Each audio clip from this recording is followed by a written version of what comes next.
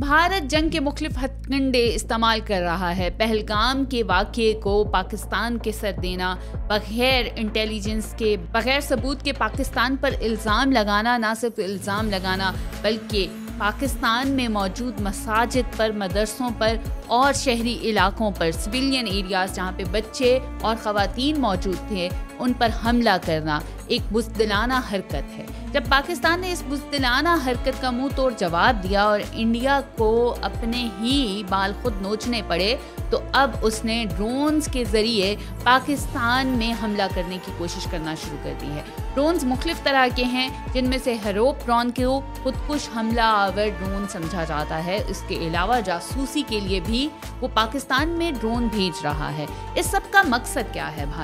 हम भारत से पूछना चाहते हैं कि भारत क्या चाहता है, अपनी बुज़दिली दुनिया के सामने बार बार पेश करने का क्या मकसद है। भारत को हम ये बताना चाहते हैं कि हम और हमारी फौज किसी एक शहीद के खून को रायगा नहीं जाने देगी। हम हर खून के कतरे का बदला लेंगे, हम ना भूलेंगे ना छोड़ेंगे।